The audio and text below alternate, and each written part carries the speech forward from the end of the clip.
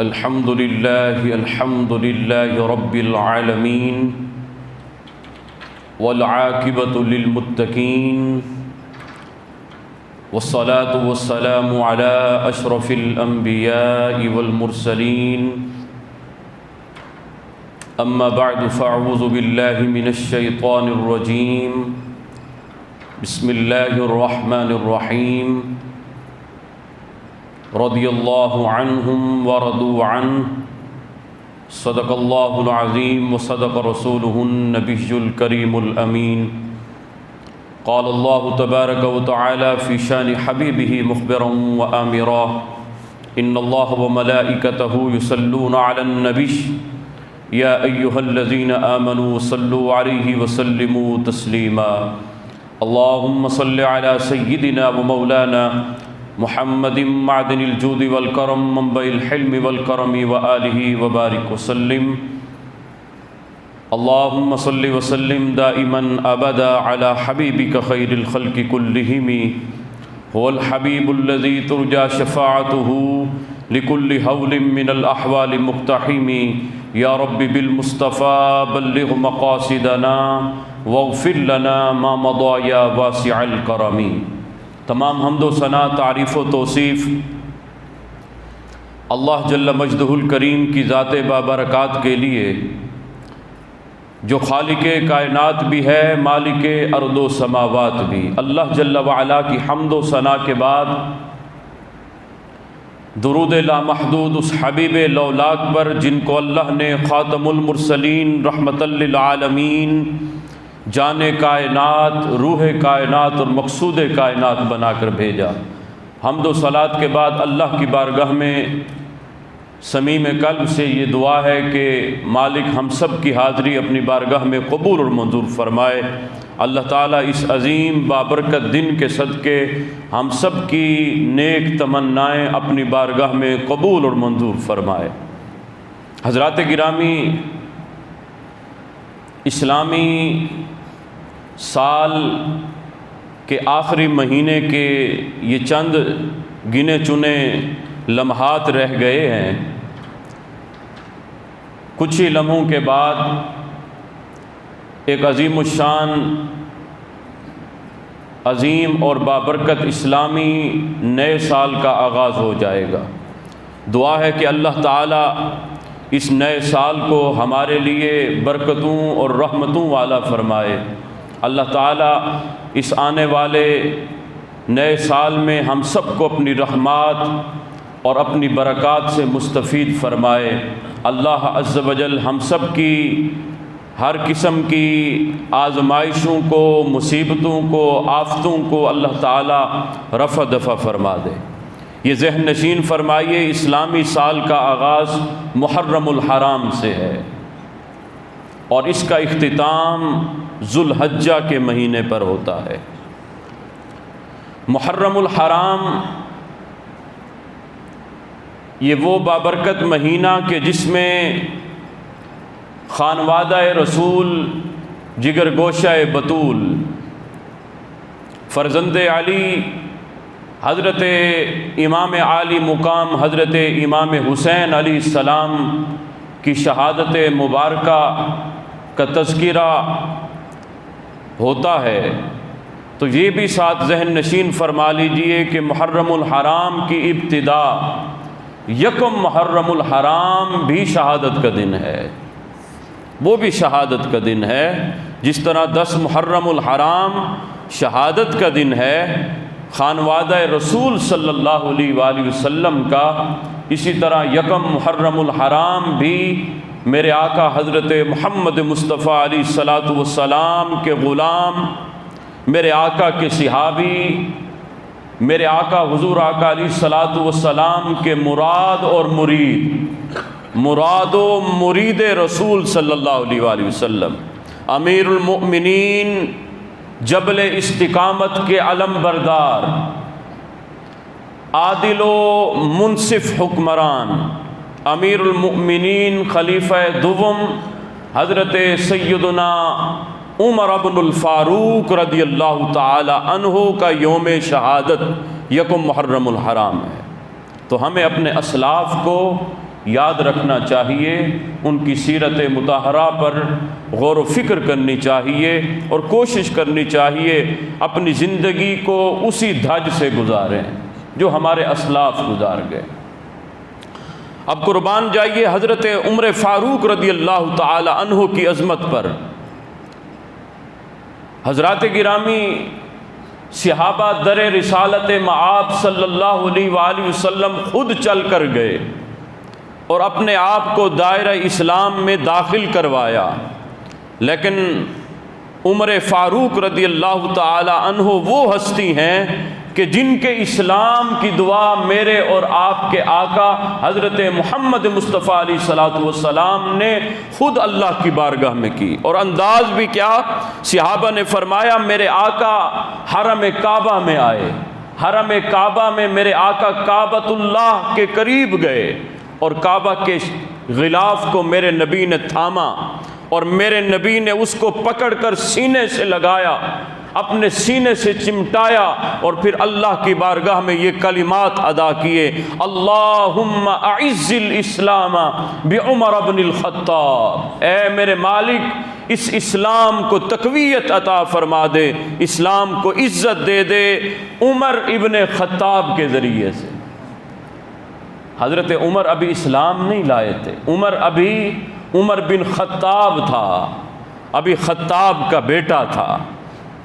میرے آقا حضرت محمد مصطفیٰ علیہ الصلوۃ والسلام، مستدرک حاکم کی یہ روایت، میرے آقا اللہ کی بارگاہ میں دعا کر رہے ہیں۔ ترمذی شریف کے الفاظ ہیں کہ میرے آقا نے دو شخصیات کا تذکرہ کیا۔ میرے نبی نے فرمایا میرے مالک کی بارگاہ میں، اللہ کی بارگاہ میں آرزو کی، یہ التجا کی کہ میرے مالک اسلام کو تقویت دے دے، یا تو عمر ابن حشام کے ذریعے سے یا پھر عمر ابن خطاب کے ذریعے سے۔ اور صحابہ فرماتے ہیں میرے آقا حضرت محمد مصطفیٰ علیہ الصلوۃ والسلام کے دل میں عمر ابن خطاب کا نام تھا۔ میرے آقا کی دعا ہو اور وہ پھر دعا قبول نہ ہو، یہ ہو ہی نہیں سکتا۔ صحابہ فرماتے ادھر میرے آقا یہ دعا کر رہے ہیں، ادھر عمر جو ہے ابھی خطاب کا بیٹا ہے، اس کو پتہ چلتا ہے کہ امیر حمزہ بھی اسلام لے آئے۔ میرے آقا کے چچا ہیں سید الشہداء حضرت امیر حمزہ رضی اللہ تعالی عنہ۔ عمر کو جب پتہ چلا کہ ہمارا اتنا بڑا نڈر اور بے باک جاں باز وہ بھی اسلام لے آیا، عمر نے تلوار نکالی اور عمر جو ہے مکے کی گلی میں عمر جو ہے وہ ٹہل رہا ہے اور بڑے جذبات سے طیش میں آ گیا، اور عمر اس طیش میں آ رہا ہے کہ عمر کہہ رہا ہے کہ آج ہو نہ ہو بانی اسلام کا کلا کما کرنا ہے، معاذ اللہ، بانی اسلام کا کلا کما کرنا، کہ یہ کیوں نہ بہتر ہو کہ اسلام کا یہ چراغ ہی گل کر لیا جائے۔ تو اتنے میں راستے میں ایک شخص نے پوچھا عمر اتنے جلال میں خیر تو ہے، کہاں جا رہے ہو؟ کہا بانی اسلام کے پاس جا رہا، آج حساب کتاب ہی برابر کرتا ہوں۔ تو وہ شخص کہنے لگا عمر پہلے اپنے گھر کی خبر تو لے لو۔ کہا میرے گھر کو کیا ہوا؟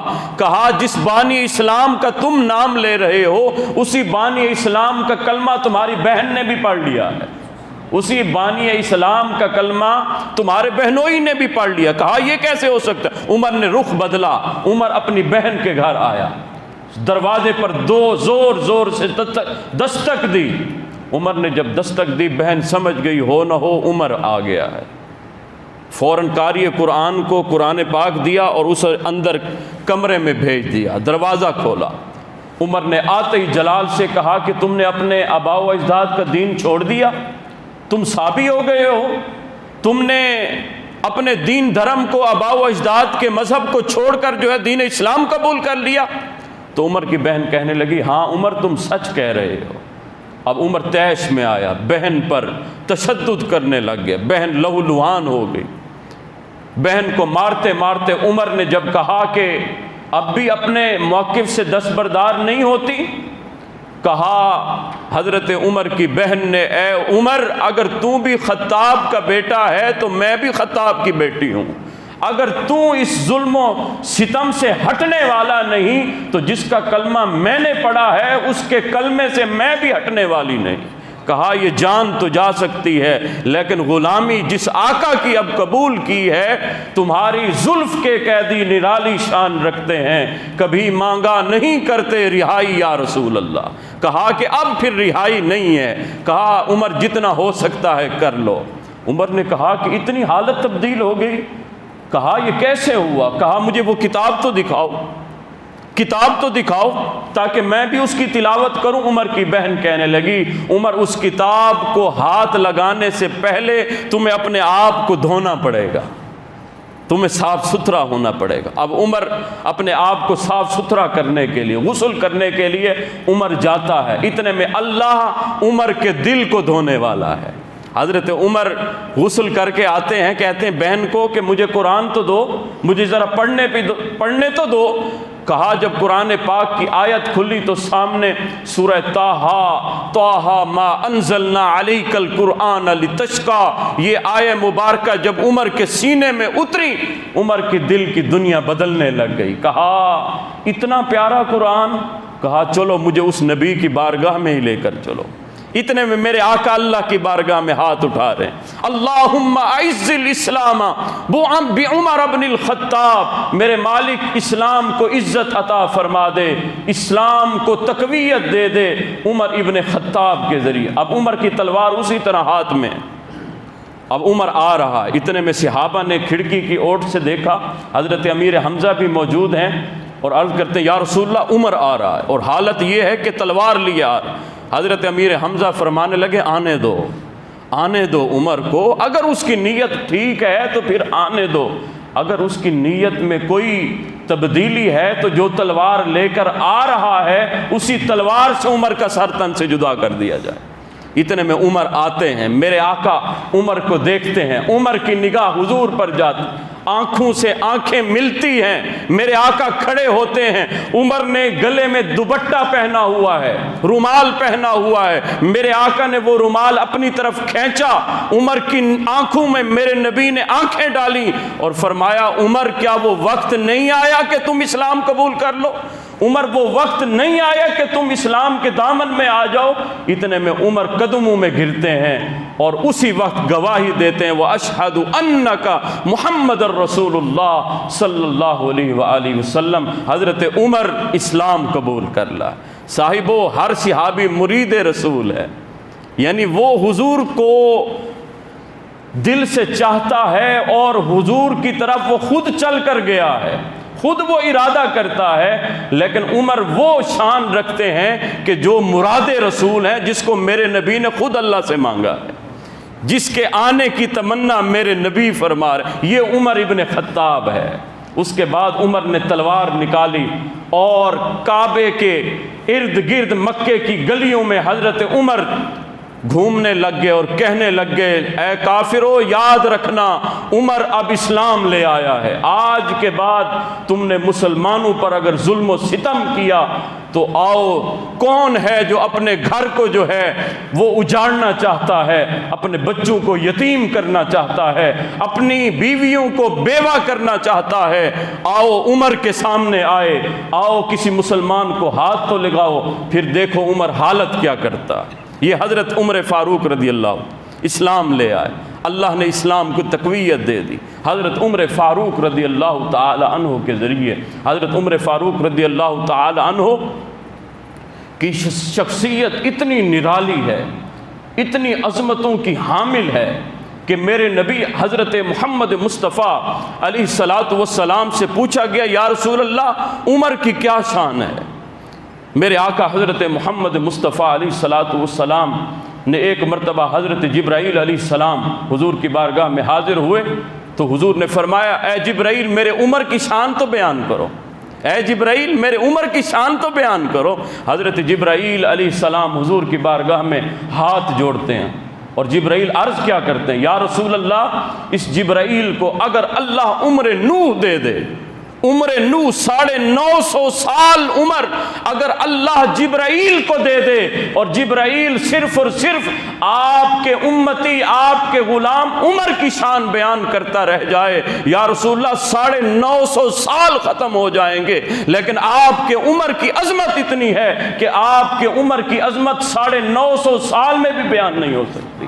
یا رسول اللہ یہ آپ کے عمر کی عظمت ہے۔ میرے آقا حضرت محمد مصطفیٰ علیہ الصلاۃ والسلام نے اپنے اس غلام کا مرتبہ کیا بیان فرمایا؟ میرے نبی نے فرمایا لو کان بعدی نبیا لکان عمر، لوگوں اگر میرے بعد کوئی نبی آتا تو وہ عمر ابن خطاب ہوتا۔ یہ عمر کی شخصیت ہے، یہ عمر کی سیرت ہے۔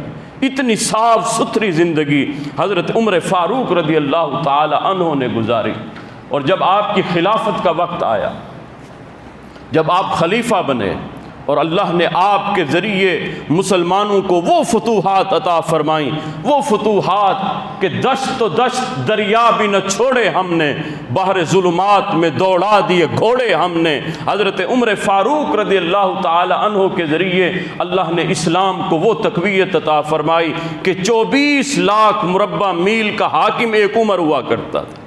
یہ عمر کا دور حکومت تھا، یہ عمر کا دور سلطنت تھا، ایک ملک میں نہیں بلکہ 24 لاکھ مربع میل پر حاکمیت عمر فاروق رضی اللہ تعالی عنہ کی ہوا کرتے۔ لیکن حالت کیا؟ صحابہ فرماتے ہیں عمر کا ایک لباس ہوا کرتا تھا، اور وہ لباس بھی اس پہ کئی پیوند لگے ہوتے تھے۔ عمر کی سادگی کا یہ عالم تھا۔ ایک مرتبہ صحابہ کہتے ہیں کہ فتوحات بہت زیادہ ہوئی، مال غنیمت بہت صاحب، و ذرا غور کیجئے، یہ اللہ نے جب عمر کو یہ خلافت عطا فرمائی تو عمر نے اس خلافت کا عمر نے کس طرح حق ادا کیا۔ کہتے عمر سادگی میں عمر کا کوئی ثانی نہیں تھا۔ ایک شخص کہتا ہے کہ میں مصر سے آیا اور عمر کی شہرت سنی تھی تو عمر کو دیکھنے کے لیے آیا کہ 24 لاکھ مربع میل کا جو حاکم ہے اس کی حالت کیا ہوگی۔ کوئی اس کے آس پاس سارے وزیر مشیر ہی ہوتے ہوں گے، تخت جو ہے اس پر وہ بیٹھتا ہوگا، اس کا جوڑا ہر وقت صبح شام تبدیل ہوتا رہتا ہوگا۔ تو وہ مصر کا شخص کہتا ہے میں آیا، میں نے آ کر لوگوں سے پوچھا کہ عمر کہاں ہے، تمہارا خلیفہ کہاں ہے؟ تو وہ لوگ کہنے لگے جاؤ مسجد نبوی میں ہوگا، یا پھر مسجد نبوی کے آس پاس کسی درخت کے سائے تلے عمر جو ہے آرام کر رہا ہوگا یا بیٹھا ہوگا۔ حضرت عمر فاروق جب آرام کرتے تھے کچی اینٹ ہوتی تھی، ایک درخت کا سایہ ہوتا تھا، اور حضرت عمر فاروق اللہ کا نام لے کر وہیں سو جایا کرتے۔ یہ عمر کا سونا ہے صاحبو، یہ عمر کا آرام ہے، یہ عمر کی سادگی ہے۔ اب وہ شخص ملنے آیا، حضرت عمر فاروق اور 2 غلام موجود تھے۔ حضرت عمر فاروق رضی اللہ تعالی عنہ کو بھوک لگی، گھر سے روٹی منگوائی، ایک روٹی اور ساتھ تھوڑا سا سرکہ رکھا ہوا تھا۔ تو حضرت عمر جب وہ روٹی توڑنے لگے، وہ غلام کہنے لگے حضرت ہمیں بھی بھوک لگی ہے۔ فرمایا کوئی بات نہیں، ضروری تو نہیں کہ بھوک جو ہے وہ سارا کھانا کھانے سے ہی اترتی ہے۔ کہا کوئی مسئلہ نہیں، یہ ایک روٹی کے 3 حصے کر لیتے ہیں۔ وہ 3 حصے تقسیم کیے۔ اب حضرت عمر فاروق ان کے ساتھ مل کر کھانے لگے۔ کسی کو کوئی پتہ نہیں چل رہا تھا آقا کون ہے، غلام کون۔ وہ شخص آیا جو مصر سے چلا تھا عمر کو دیکھنے، لوگوں سے پوچھا عمر کہاں ہے؟ کہا جاؤ مسجد نبوی میں۔ کہا مسجد نبوی میں تو نہیں ہے۔ کہا جاؤ آس پاس دیکھو کسی درخت کے سائے تلے۔ کہا ہاں ایک درخت کے سائے تلے 3 غلام بیٹھے ہیں۔ کہا انہی میں ایک عمر ابن فاروق رضی اللہ تعالیٰ عنہ۔ کہا عمر فاروق کیسے؟ وہ تو 3 غلام، ان کی حالت بھی پراگندہ ہے، ان کے کپڑے بھی پھٹے پرانے، بلکہ ایک شخص تو ایسا ہے جس کے کپڑے ان سے بھی زیادہ گئے گزرے ہیں۔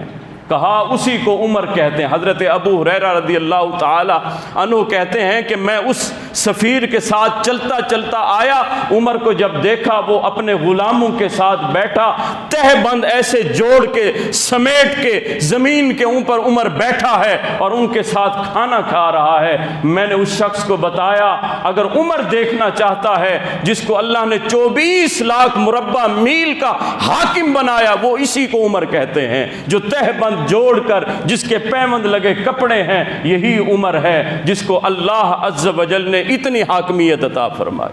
حضرت ابو ہریرہ کہتے ہیں میری اسی وقت چیخ نکلی، میں رونے لگ گیا عمر کی حالت دیکھ کر، اور پھر میں نے کہا کہ اے اللہ، اگر اسلام کی خاطر اگر ایسے حکمران آتے رہ گئے تو اسلام کا نام اس طرح چمکے گا کہ کوئی اس کا مقابلہ نہیں کر سکے گا۔ ایک انگریز مفکر کہتا ہے کہ اگر 6 ماہ اور زندہ رہ جاتا تو دھرتی پر کوئی کافر نہ رہتا، سارے مسلمان ہو جاتے، سارے مسلمان ہو جاتے۔ حضرت عمر فاروق رضی اللہ تعالی عنہ کی شخصیت اس طرح ستھری ہے، اس طرح صاف اور اس طرح اجلی اور اس طرح پاکیزہ ہے۔ اب حضرت عمر فاروق اگر دوسروں کو پوچھتے تھے، حضرت عمر فاروق ہر ایک کی خبر گیری کیا کرتے۔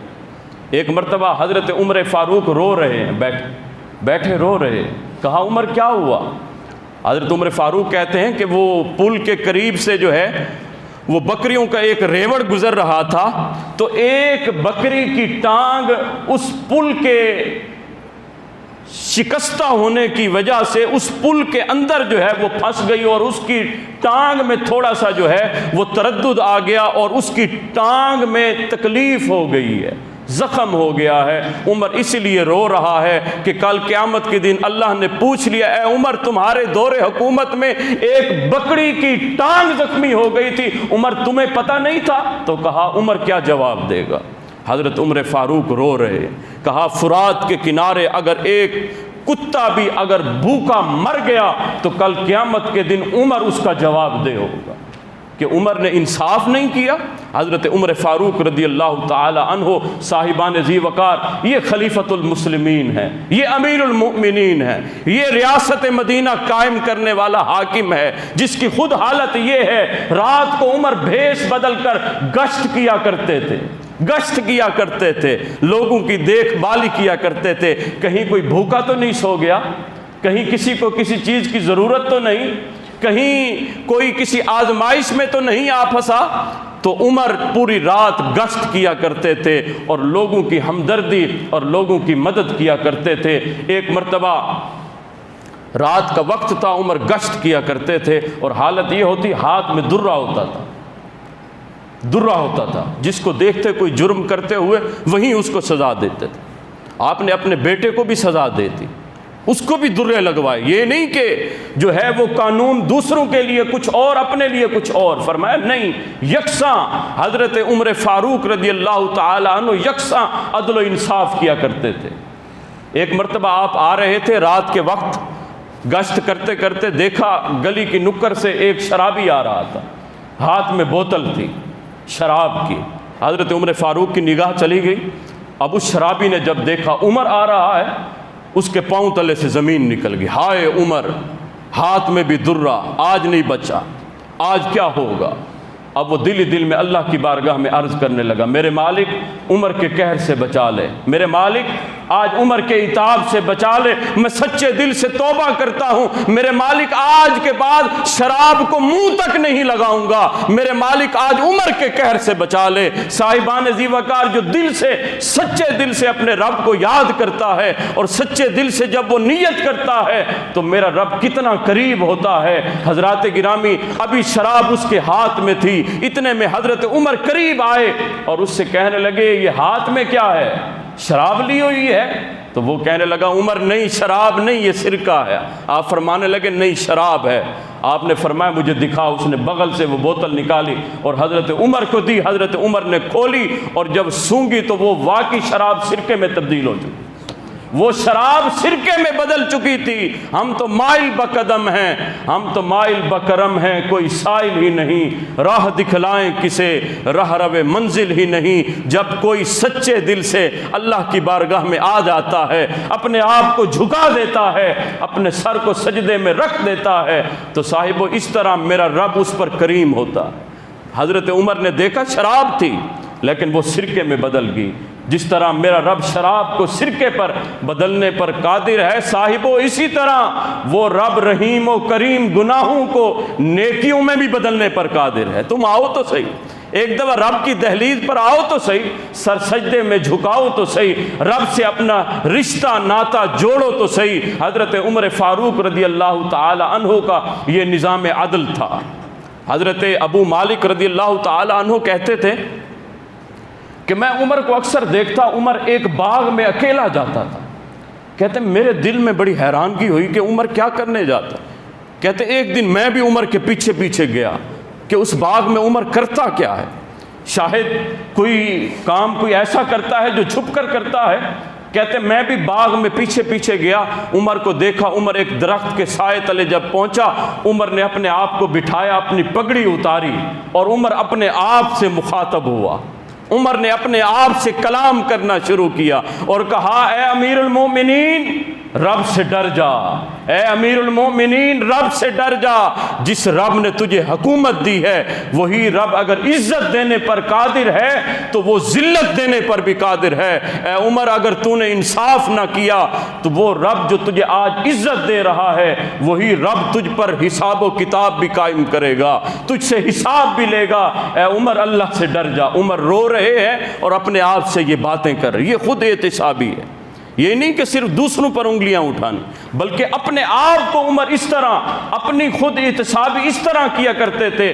صاحب فتوح شام لکھتے ہیں، آپ فرماتے ہیں کہ ایک مرتبہ حضرت عمر کے صاحبزادے کہتے ہیں کہ میں باہر نکلا تو دیکھا اپنے باپ کو کنویں سے مشکیزہ لے جاتے اور مشکیزہ پانی کا بھر کر اپنی پشت پر لے کر آ رہے ہیں، امیر المؤمنین ہوتے ہوئے حضرت عمر فاروق رضی اللہ تعالیٰ۔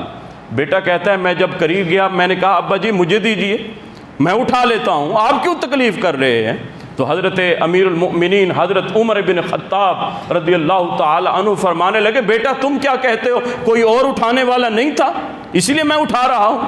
کیا کوئی اور نہیں تھا؟ میں جس کو حکم دیتا وہ عمل کرتا، میں امیر المؤمنین ہوں، لیکن یہ میں نے کیوں اٹھایا؟ اس لیے کہ میرا نفس آج مجھے بڑا تنگ کر رہا تھا، نفس میں بڑا غرور آ گیا تھا کہ تم بڑا امیر المؤمنین ہے، تو اس نفس کو سزا دینے کے لیے میں مشکیزہ اٹھا رہا ہوں، اس نفس کو بتانے کے لیے اگر امیر المؤمنین ہوں تو اللہ کا بندہ بھی ہوں، عمر ابن خطاب بھی ہوں۔ اور بیٹے سے کہنے لگے بیٹا یہ تو مشکیزہ ہے، ابھی گھر جا کر تمہاری اماں نے کہا ہے کہ گھر میں کھانے کے لیے لکڑیاں، سالن پکانے کے لیے لکڑیاں بھی نہیں ہے، کہا ابھی جنگل میں جانا ہے وہاں سے لکڑیاں بھی توڑ کر گھر کے لیے لے کر آنا۔ آج ہمارے پاس کوئی اللہ نے عہدہ کیا دے دیا کہ کام لگانا، ہمارا کام کو ہاتھ لگانا ہمارا کام ہی نہیں ہے۔ ایک پانی کا گلاس بھی اب غلام نوکر بھر کر دے گا؟ بھی دروازہ گاڑی سے اتر رہے ہیں، دروازہ خود بھی کھل سکتا ہے، اللہ نے ہاتھ بھی دیے ہیں، صحیح سلامت ہے، تو کیا وہ ڈرائیور ہی آ کر کھولے گا؟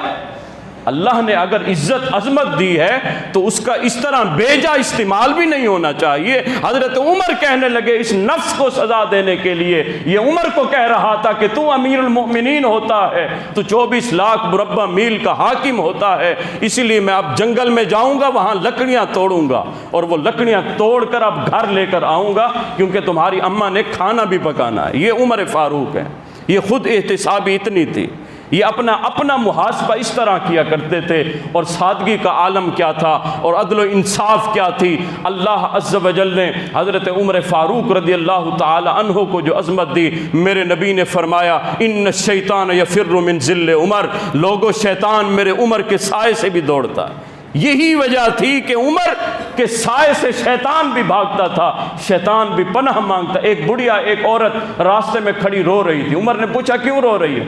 کہا عمر میں تیل لے کر آ رہی تھی، لونڈی ہوں، تیل لے کر آ رہی، اچانک ٹھوکر لگی، وہ تیل زمین پر گرا، شیشی ٹوٹ گئی اور وہ سارا تیل زمین نے اپنے اندر نگل لیا۔ حضرت عمر نے درہ مارا زمین کو اور زمین کو کہا کہ اے زمین، کیا عمر نے تیرے اوپر انصاف نہیں کیا؟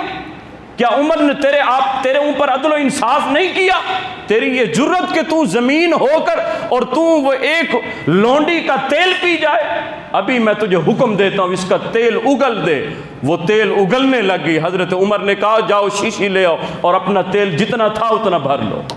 یہ حضرت عمر فاروق رضی اللہ تعالیٰ عنہ۔ ایک مرتبہ دریائے نیل، اس کا یہ وتیرہ تھا، لوگوں نے اپنی طرف سے کچھ اوہام جو ہے وہ گھڑ لیے ہوتے ہیں، اور وہ لوگ کہتے تھے کہ وہ عقیدہ رکھتے تھے کہ اگر ہر سال اس نیل کو ہم ایک دوشیزہ اپنی لڑکی نہیں دیتے تو یہ پانی بھی نہیں دیتا، ہمیں یہ پانی دینا چھوڑ جاتا ہے۔ ایک مرتبہ لوگوں نے تنگ آ کر حضرت عمر فاروق رضی اللہ تعالی عنہ کو خط لکھا تو حضرت عمر فاروق نے خط کا جواب دیا اور ایک خط لکھا نیل کے نام، اس دریا کے نام، کہا کہ اللہ کے نام سے، اللہ کے حکم سے، اے دریائے نیل اگر تو نے چلنا ہے تو چل، وگرنہ تیری کوئی ضرورت نہیں ہمیں۔ آپ نے کہا کہ یہ خط جا کر دریائے نیل میں ڈال دو، اس کے بعد دیکھنا اگر چل گیا تو چل گیا، نہ چلا تو ہمیں کوئی ضرورت ہی نہیں ہے۔ وہ صحابہ کہتے ہیں کہ ہم نے جا کر وہ دریائے نیل میں خط ڈالا جو عمر کا لکھا ہوا تھا، کہتے ہیں دریا ایسا چلا 1400 سال ہو گئے، آج بھی اسی طرح جاری و ساری ہے۔ یہ عمر فاروق رضی اللہ تعالی عنہ کا نظام عدل تھا، یہ عدل و انصاف حضرت عمر فاروق رضی اللہ تعالی عنہ کیا۔ لیکن حضرت عمر فاروق کا تقویٰ کیا تھا، خوف خدا کیا تھا، کس طرح للہیت تھی۔ حضرت عمر فاروق ہر وقت اللہ کی عبادت سے اپنے آپ کو مشغول رکھا کرتے تھے۔ ایک مرتبہ خطاب کر رہے ہیں، ایک بدو، ایک اعرابی کھڑا ہوتا ہے، خطاب کے دوران عمر کو روک دیتا ہے اور عمر سے کہتا ہے یا عمر لا تنس موتک، اے عمر اپنی موت کو نہ بھولنا۔ اب عمر کو اس نے کھڑے ہو کر کہا، اب آج ہمارے سامنے کوئی شخص ایسی بات کرے، دیکھے پھر وہ جاتا کہاں ہے، تو آتا ہے ہمیں سمجھانے والا، تو کون ہوتا ہے، جا اپنا رستہ لے۔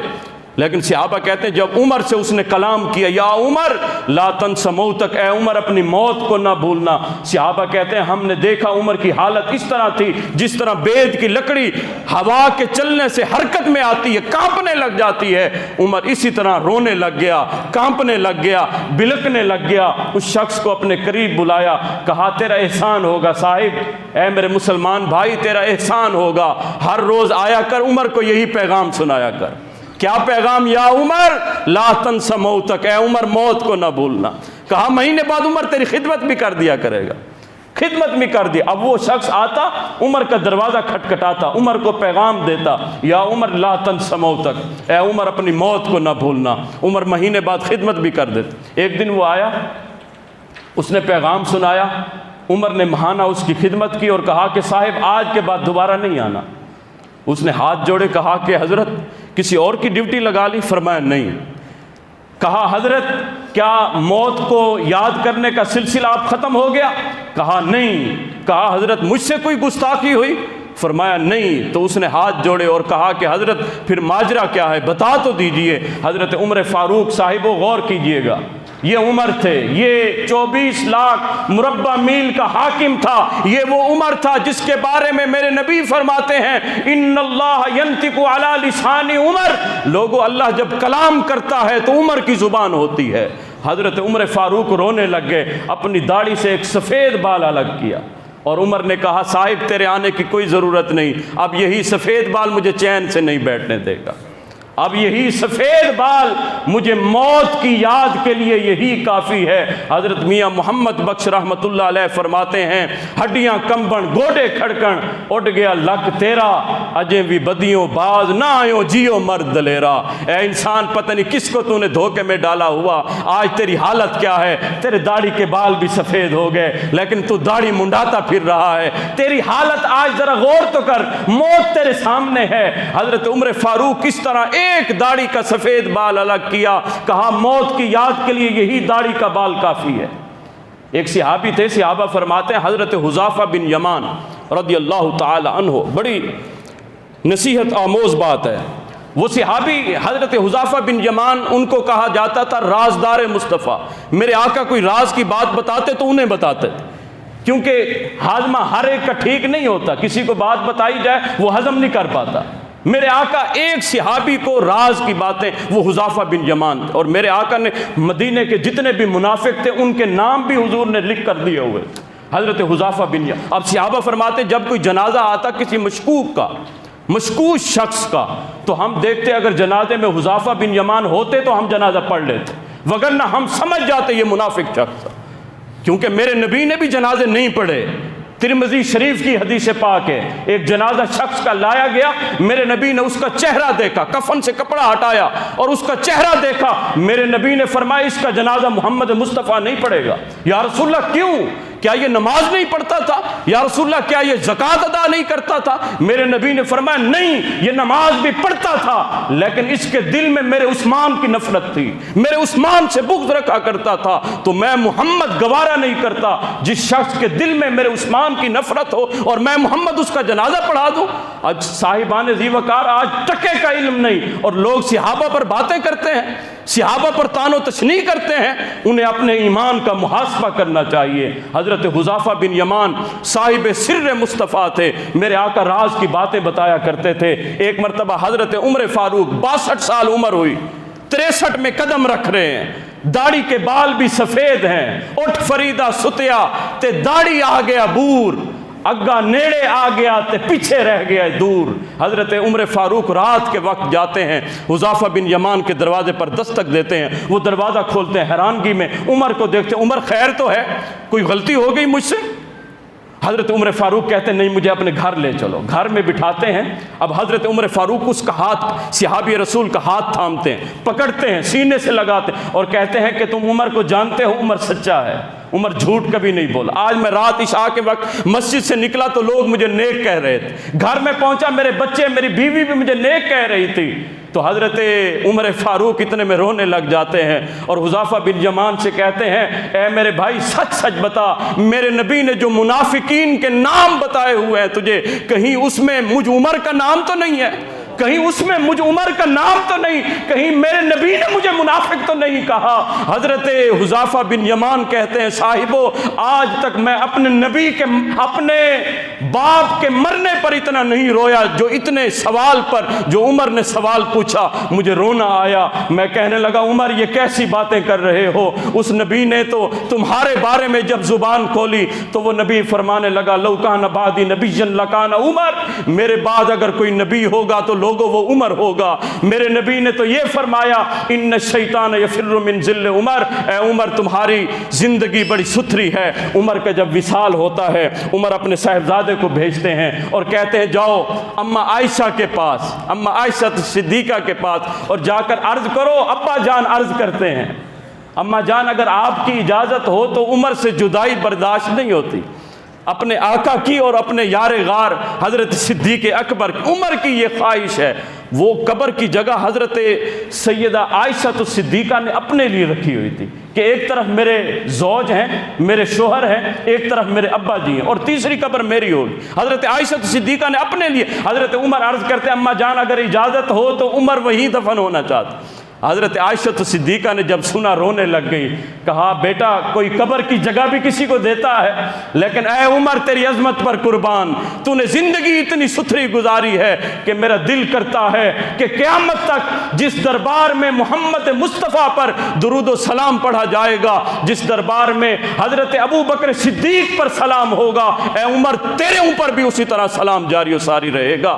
جے شک ہووی تے چل مدینے آ ویکھ لے جوڑ مزاراں دا، بڑ نوکر نبی دیاں یارا دا۔ اللہ ہم سب کو حضرت عمر کی محبت عطا فرمائے۔ وآخر دعوانا الحمدللہ۔